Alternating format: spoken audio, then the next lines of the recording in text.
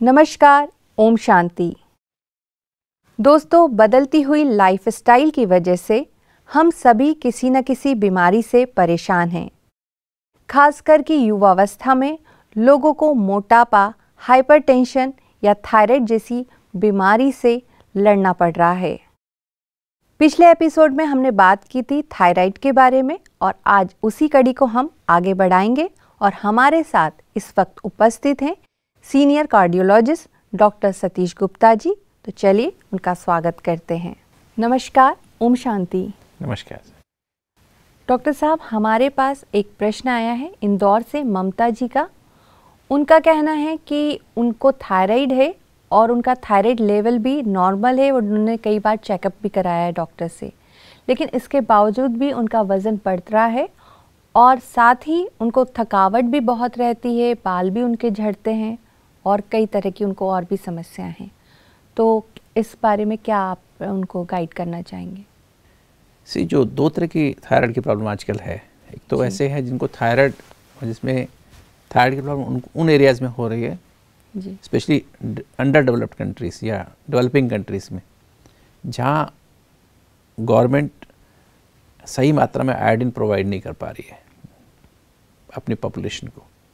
जैसे tribal population होती है, गरीब हैं, अफ्रीका में कंट्रीज़ हैं, कुछ ऐसी कंट्रीज़ हैं, अंडर डेवलप्ड कंट्रीज़ हैं, और जहाँ एक दूसरे लोग हैं जो जैसे आयोडीन वहाँ अच्छी मात्रा में मिल रहा है लोगों को, मतलब उसको किसी ना किसी तरह से आयोडीन जैसे नमक के रूप में या किसी और फूड के उसको हम एनरिच कर देते हैं और फूड्स को आयोडीन से जी। तो वो उनको आयोडीन की समस्या नहीं रहती है। तो आयोडीन सफिशेंट एरियाज़ में, स्पेशली जैसे यूएस है ना, इंग्लैंड है और फ्रांस है और दूसरी कंट्रीज़ जहाँ पे काफ़ी मात्रा में हर आदमी को ये चीज़ फैसिलिटी अवेलेबल है।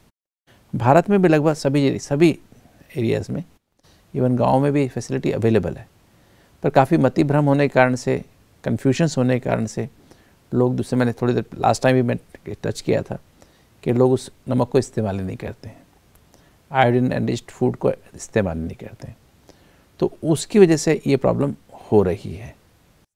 आयोडीन सफिशिएंट एरियाज़ हैं और उस एरिया में थायराइड की प्रॉब्लम है, वो बेसिकली मैक्सिमम केसेस हाशिमोटोज़ थायराइडाइटिस की वजह से जी, जो कि एक ऑटोइम्यून डिजीज़ है। और जब इस डिजीज़ में, क्योंकि इसमें क्या होता है, जो हमारी जो ब्लड सेल्स होती हैं जिसको लिम्फोसाइट्स कहते हैं, वो थायराइड की टिश्यू को भी ख़त्म कर देती हैं, डिस्ट्रॉय करती जाती हैं, जिनसे थायरॉक्सिन हार्मोन निकलता है। तो हम सिर्फ बाहर से थायरॉक्सिन हार्मोन दे रहे हैं और वो जो हम थायरॉक्सिन हार्मोन बाकी उन सिम्टम्स को चेंज नहीं कर पाता है। जैसे वेट गेन हो गया एक बार वेट गेन, भले आपका उनका वेट जैसे 55 किलो उनके प्रश्न में लिखा हुआ था ना जी, तो वो अब 80 किलो हो गया जी। तो वो इतना वज़न बढ़ गया जी, तो वज़न वापस कम नहीं हो रहा है। अब वो उसकी जो डाइट अभी जो खा रही है, वर्तमान में डाइट खा रही है, और जो डाइट हमारी जो स्पेशली देखने में है, जो ग्लूटन, जैसे हम जो गेहूँ खाते हैं ना, उसमें ग्लूटन होती है जी। आजकल जो मिल्क प्रोडक्ट्स हैं, डेयरी प्रोडक्ट्स हम खाते हैं, वो क्या करती है, इन्फ्लेमेशन पैदा करती है और ज़्यादा वो ऑटोइम्यून प्रॉब्लम को बढ़ाती हैं। कुछ और भी फूड्स हैं, जैसे हम जो फास्ट फूड्स खाते हैं, जंक फूड खाते हैं, ब्रेड्स का यूज़ बहुत ज़्यादा होने लगा है। ये जो आजकल बिस्किट्स बहुत ज़्यादा खाते हैं, डिफरेंट तरह के बिस्किट्स हैं, जो पेस्ट्रीज, केक्स खाते हैं, पिज़्ज़ाज आजकल बहुत खाते हैं, तो ये सारे इन्फ्लेमेशन को बढ़ाते हैं। चीज़ ले रहे हैं तो ये जो है इन्फ्लेमेशन को बढ़ाते हैं, ऑटोइम्यून इन्फ्लेमेशन को बढ़ाएंगे, तो हमारी जो डिजीज़ है उसको अल्टीमेटली डिजीज़ तो बढ़ रही है, हाशिमोटोज़ डिजीज़ बढ़ रही है, तो वो हमारा हार्मोन इतना इफ़ेक्टिव नहीं होता है। तो इससे क्या होता है, हमारे अंदर जो है ये जो सिम्टम ख़त्म नहीं होते। इसलिए हमें खाली डाइट तो हमें चेंज करनी पड़ेगी, ऐसे फूड अवॉइड करने पड़ेंगे जो इन्फ्लेमेशन पैदा करते हैं, ऑटोइम्यून प्रोसेस को बढ़ाते हैं। वो हमें टोटली, अगर हम गेहूँ को अपने जीवन से निकाल दें जी, हम डेयरी प्रोडक्ट्स को बाहर निकाल दें जी, दूध, हम ज़्यादा मात्रा में फ्रूट्स, वेजिटेबल्स खाएं जी, और गेहूँ की बजाय हम बाजरा, ज्वार ज़्यादा मात्रा में इस्तेमाल करें जी, हम बंगाल ग्राम, चना ज़्यादा इस्तेमाल करें जी, है ना, रागी को इस्तेमाल कर सकते हैं। तो उसको हम ज़्यादा अपनी बैलेंस, हम प्रोटीन भी बैलेंस हो जाए और हमारा इससे क्या देखने में आता है कि जो मिलेट्स की डाइट लेकर लें इंस्टेड ऑफ, लेग्यूम्स भी हमारे उसको बढ़ाते हैं, प्रॉब्लम्स को बढ़ाते हैं, तो लेग्यूम्स को भी वो भी इन्फ्लेमेशन को बढ़ाते हैं जी। तो मेरी राय है इनको ममता जी को कि अपनी डाइट में गेहूँ को ग्लूटेन फ्री डाइट कर दें जी। एक अपनी जो है डेयरी प्रोडक्ट्स को बाहर निकाल दें जी। और जो फास्ट फूड्स को निकाल दें और ज़्यादा ये जो डाइट इस तरह की लेंगे, ज़्यादा फ्रूट वेजिटेबल्स इस तरह की लेंगे और प्लस डेली वॉक करें, वॉकिंग इज़ अ मस्ट। और सेलेनियम, जिंक, खाली ये भी ध्यान रखना कि हमें जो थायराइड का जो प्रोडक्शन होता है अपना प्रोडक्शन होता है जी। उसमें सेलेनियम बहुत इंपॉर्टेंट है, जिंक बहुत इंपॉर्टेंट है, vitamin D G. Vitamin D levels भी हमें चेक कराना चाहिए। अगर विटामिन डी लेवल्स कम है तो हमारी इम्यूनिटी प्रॉब्लम और बढ़ जाती है, तो विटामिन डी भी हम ठीक रखें जी। तो वो जब हम सारी बातों को ध्यान रखेंगे, खाली थायराइड का ध्यान नहीं रखना है कि हमने थायराइड की रोज़ दवाई 2 डोज ले ली फिर हम कुछ भी खा रहे हैं जी। हमारी कैलोरी इनटेक इतनी ज़्यादा हो रही है और फिर हम एक्सपेक्ट करें हमारा वेट घट जाए, क्योंकि हेयर के लिए जो बाल हमारे, जैसे बाल गिरने की समस्या हमने बताई, बहुत बाल गिर रहे हैं, तो बाल गिरने के लिए खाली थायराइड से कनेक्शन नहीं है, उसमें प्रोटीन आप कितनी ले रहे हैं, तो आपके फूड में प्रोटीन कितनी है, तो प्रोटीन लेना बहुत आवश्यक है। तो अगर आप थायराइड नॉर्मल भी हो जाए फंक्शन, उसके बाद भी अगर आप प्रोटीन नहीं लेंगे तो फिर बाल तो गिरेंगे। अगर बालों में इन्फेक्शन है, कोई फंगल इन्फेक्शन है, तो बाल तो गिरेंगे। तो यू हैव टू मतलब ऑल राउंड ध्यान रखना होगा जी। खाली ये ध्यान नहीं रखना है, बाकी हमें डाइट और लाइफस्टाइल, सोने का समय, उठने का समय बहुत ज़रूरी है। साथ एक प्रॉब्लम और भी है, थायराइड जब प्रॉब्लम शुरू होती है तो यूजुअली डिप्रेशन होने की टेंडेंसी रहती है जी। हमारी आंतें भी स्लो हो जाती हैं, तो डिप्रेशन को दूर करने के लिए मेडिटेशन का प्रयोग करें जी। और मेडिटेशन का प्रयोग ना खाली इसमें मदद करेगा डिप्रेशन को ठीक करने में, बल्कि इवन जो हमारा जो pituitary, hypothalamus, pituitary thyroid axis है, क्योंकि हाइपोथैलेमस दोनों ब्रेन का, दोनों राइट और लेफ्ट ब्रेन का कंट्रोल रूम है, जहाँ से थायराइड रिलीजिंग फैक्टर निकलता है और वो इंटर्न पिट्यूटरी ग्लैंड को स्टिमुलेट करता है, वहाँ से थायराइड स्टिमुलेटिंग हार्मोन निकलता है, वो इंटर्न थायराइड पर काम करता है। तो ये एक एक्सिस है, पूरा फीडबैक चलती है यहाँ से, कितना थायराइड हार्मोन से निकला, ऊपर जाएगा, पिट्यूटरी को असर करेगा, हाइपोथैलेमस को असर करेगा और फिर उसके अनुसार वो हार्मोन निकलते हैं। एक एक्सिस फीडबैक सिस्टम चालू हो रहता है जी। तो ये सारा सिस्टम इसमें थॉट्स का बहुत महत्व है जी। तो ये देखने में जो डिप्रेशन वैसे भी था, डिप्रेशन इटसेल्फ, जो लेडीज स्पेशली सेंसिटिव होती है, इमोशनल होती है, इवन मेल्स भी, बच्चे भी, उनको ज़्यादा मात्रा में हाइपोथायराइडिज्म की प्रॉब्लम पाई जाती है जी। तो मेडिटेशन का एक बहुत बड़ा रोल है इसमें।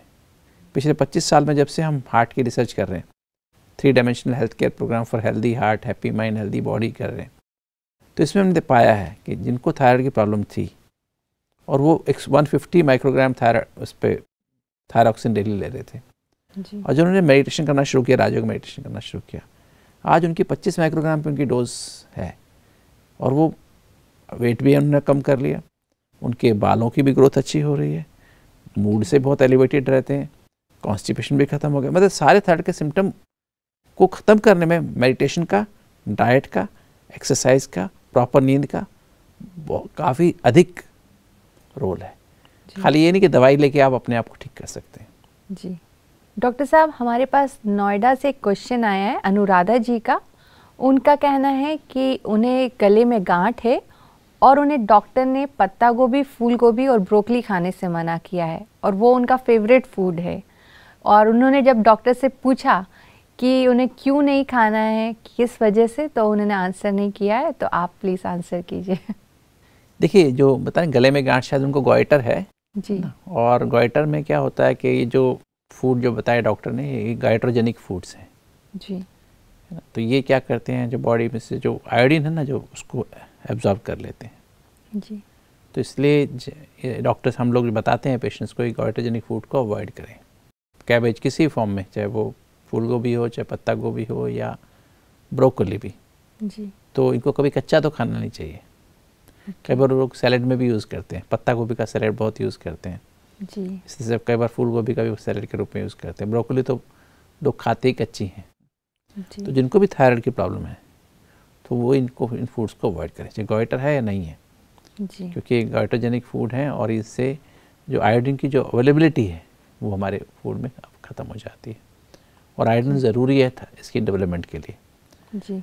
पर मैं यहाँ एक ऐड कर देना चाहूँगा अपने भाई बहनों के लिए एक इन्फॉर्मेशन, कि कभी भी ऐसा ना करें कि आपको अगर थायराइड की प्रॉब्लम है तो आप एक्स्ट्रा आयोडीन लेना शुरू कर दें जी। क्योंकि एक्स्ट्रा आयोडीन बहुत नुकसान कर सकती है जी। आप सपोज़ कोई आयोडीन के आजकल टैबलेट्स भी अवेलेबल हैं, कई बार ऐसे फूड्स दूसरे फूड्स अवेलेबल जो आयोडीन से एनरिच्ड हैं एक्स्ट्रा मात्रा में, जी। आप वही फूड लेना शुरू कर दें, ऐसा नहीं है क्योंकि आयोडीन एक्स्ट्रा मात्रा में लेने से हाइपरथायराइडिज्म हो जाता है और भी कई बीमारियां हो सकती हैं।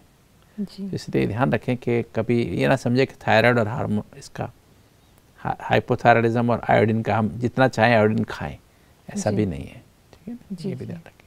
डॉक्टर साहब, तो फिर एक आइडियल डाइट क्या होनी चाहिए थायराइड पेशेंट के लिए? जैसे हमने अभी थोड़ी देर पहले शेयर किया कि खाली हमें ऐसा नहीं कि हमें खाली गोली खा लेना काफ़ी है, थायरॉक्सिन की दवाई खा लेना काफ़ी और हमारा काम पूरा हो जाता है, क्योंकि एक इंसान खाली हाइपोथायराइडिज्म या हाइपरथायराइडिज्म की बीमारी से ग्रसित नहीं है जी। साथ में बहुत सारी बातें हैं उसकी लाइफस्टाइल की, और थायराइड का फंक्शन भी बहुत सारी बातों पर निर्भर करता है, खाली गोली से कनेक्शन नहीं है जी। उसको सही मात्रा में प्रोटीन भी चाहिए। खाली हम जैसे बालों की बात करते हैं, हमारे स्किन की बात करते हैं, जी। हमारा वेट की बात करते हैं, हमारी टोटल इंटेक कैसी है, तो ऐसे व्यक्ति को ऐसा फूड करना चाहिए जो थायराइड फंक्शन को एक्यूरेट रखे, सही मात्रा में थायराइड बने, क्योंकि थायराइड एक प्रोटीन खुद अपने आप में एक प्रोटीन है, तो उस प्रोटीन को बनाने के लिए क्या प्रोटीन तो चाहिए ना चाहिए। जी। तो हमारे खाने में प्रोटीन भी ठीक हो, हमारे खाने में सिलेनियम भी ठीक हो। सिलेनियम एक केमिकल है, बहुत इंपॉर्टेंट केमिकल है, आयोडीन के साथ साथ उसके बनाने में उसकी बहुत आवश्यकता है। जिंक भी चाहिए, विटामिन डी भी चाहिए, विटामिन सी भी चाहिए, है ना, कैल्शियम भी चाहिए, मैग्नीशियम भी चाहिए। जी। तो हमारी डाइट एक बैलेंस डाइट होनी चाहिए जिसमें सब चीज़ें अच्छी मात्रा में अवेलेबल हो, जी। तभी हमारा थायराइड ठीक से काम करेगा।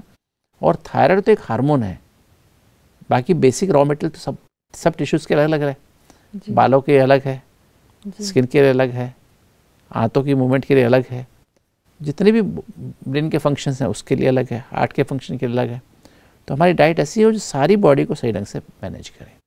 तो हमें जब हमें थायराइड की प्रॉब्लम है तो क्योंकि थायराइड की प्रॉब्लम सारी बॉडी को अफेक्ट करती है, हमारे ब्रेन के फंक्शन को भी अफेक्ट करती है, बालों को भी अफेक्ट कर रही है, हमारी स्किन को भी अफेक्ट कर रही है, आँखों को भी अफेक्ट कर रही है, हमारे हार्ट को भी अफेक्ट कर रही है ना, हमारी इंटेस्टाइन को भी अफेक्ट कर रही है, किडनी फंक्शन को तक को भी अफेक्ट कर रही है, मसल्स को अफेक्ट कर रही है, बोन को अफेक्ट कर रही है, जॉइंट्स को अफेक्ट कर रही है, मूड को भी अफेक्ट करती है ना।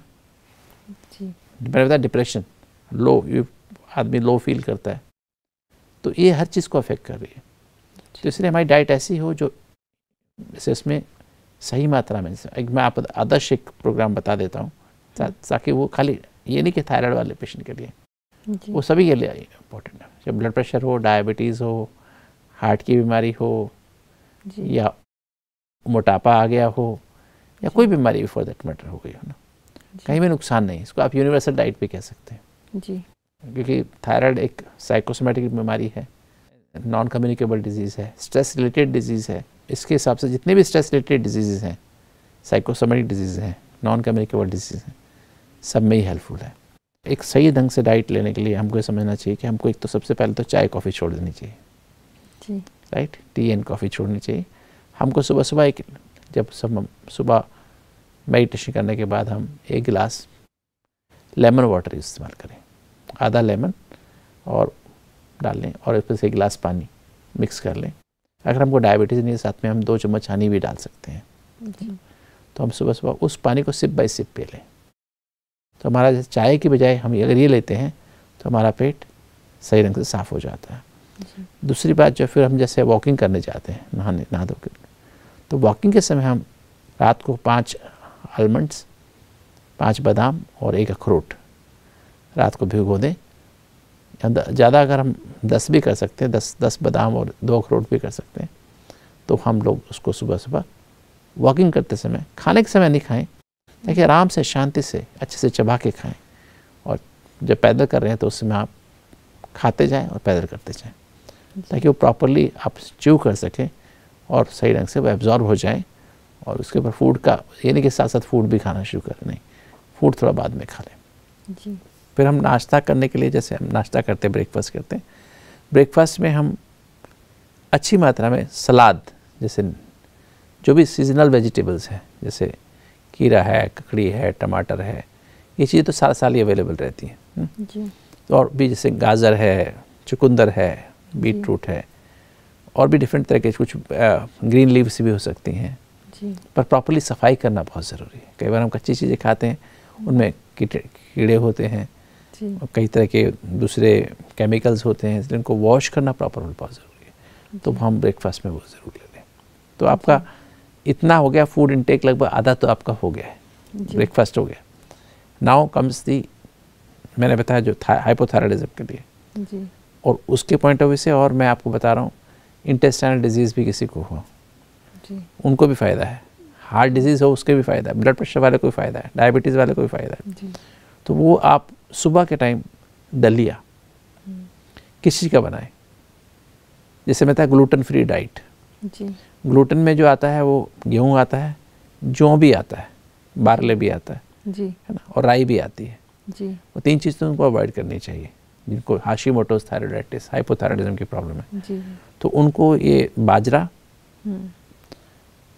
ज्वार और छिलके वाली मूंग की दाल जी, 40% ये ले लें और 60% सीजनल वेजिटेबल मिला लें जी। ये दलिया बना के खाएं, ये बहुत सुंदर और बहुत टेस्टी बनता है।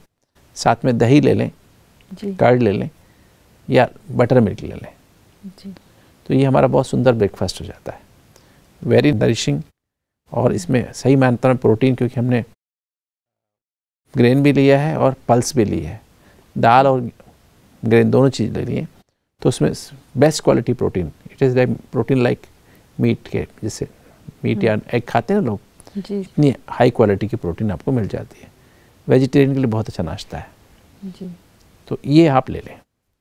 फिर आप 11 साढ़े 11 के आसपास, मतलब ब्रेकफास्ट के 2 घंटे के बाद लगभग एक फ्रूट की हेल्पिंग, क्योंकि फ्रूट एंटीऑक्सीडेंट से भरपूर होता है, तो लगभग 200 ग्राम के आसपास फ्रूट, कोई भी सीज़न का फ्रूट आप ले सकते हैं जी, depending on whatever you have. Diabetes है तो थोड़ा मीठे फ्रूट्स अवॉइड करें, बहुत स्वीट फ्रूट अवॉइड करें। डायबिटीज़ नहीं है तो आप ले सकते हैं। और फिर आप 1-1.5 घंटे के बाद, मतलब कंसेप्ट क्या है, स्मॉल एंड फ्रीक्वेंट मील्स जी, थोड़ा खाएं, बार बार खा सकते हैं, 2-3 घंटे के इंटरवल पे खा सकते हैं। 1 बजे के आसपास फिर आप सलाद खा लें, 1 प्लेट, आधा पेट आपका सलाद से भर गया। फिर आप चपाती भी जैसे मैंने बताया हाइपोथायराइडिज्म वाले को, ये जो फूड बता रहा हूँ इसमें सब कुछ है, सेलेनियम भी है, जिंक भी है, मैग्नीशियम भी है, सारी चीज़ें इसके अंदर हैं जो भी चीज़ें आवश्यक हैं। और विटामिन डी की बात मैंने की, इससे पहले वॉक जैसे 1 घंटा अगर आपने कर लिया सनलाइट में सनराइज़ के बाद, तो आपका विटामिन डी भी काफ़ी मात्रा में बन जाता है। तो इसलिए लंच में जैसे मैंने बताया, फिर आप चपाती ले सकते हैं, बाजरा, ज्वार और चना, इन तीनों का मिक्स। डेयरी प्रोडक्ट ले सकते हैं? डेयरी प्रोडक्ट जहाँ तक हो सके अवॉइड करें। जैसे आपने कहा, जैसे आप बटर मिल्क ले सकते हैं, दही मतलब अगर वो भी डबल टोन मिल्क की लें तो अच्छी है जी जी, क्योंकि इसमें आपको जो जहाँ हाशिमोटोस है उसमें we should avoid cheese, butter और जितने भी डेयरी प्रोडक्ट्स जहाँ तक हो सके। पर buttermilk one can take, heart के हिसाब से भी बहुत अच्छा है कि आप बटर मिल्क लें जी, तो अच्छा रहेगा, क्योंकि इसमें आपका टोटल फैट ख़त्म हो जाता है ना जी। उसके हिसाब से दिन में भी आप ऐसे कर सकते हैं, दही या बटर मिल्क ले सकते हैं, सब्जी, चपाती और साथ में, बिकॉज आपने दाल लेने, दाल ऑप्शनल है, लेनी तो ले लें, नहीं तो ना भी लें। और ब्राउन राइस का भी, अगर आप साउथ इंडियन है या eastern part of the country में रहते हैं जिनको चावल खाना बहुत ज़रूरी है, मेन फूड ही चावल है जी, तो वो फिर ब्राउन राइस इस्तेमाल करें जी। सेला राइस या ब्राउन राइस, जो कि पॉलिश राइस अवॉइड करें जी। तो ये हो गया, लंच हो गया।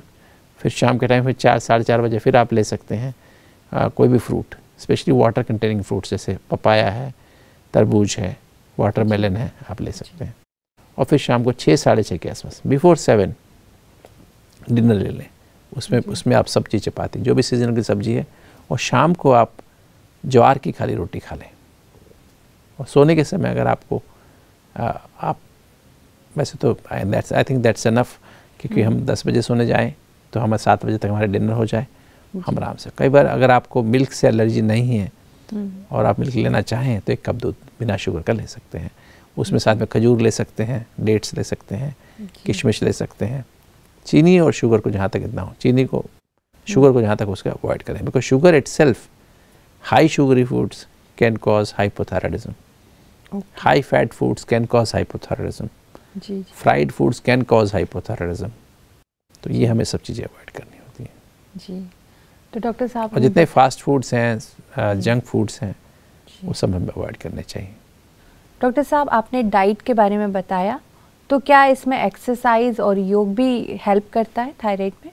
जैसे मैंने पहले भी शेयर किया था, बीच में एक बार मैंने रेफरेंस दिया था कि मेडिटेशन का बहुत रोल है, क्योंकि मेडिटेशन का कनेक्शन हमारा जो हाइपोथैलेमस पिट्यूटरी एड्रिनल, ये जो अपना हाइपोथैलेमस हाइपोथायराइड एक्सेस है, थायराइड एक्सेस है, उसमें बहुत हेल्प करता है।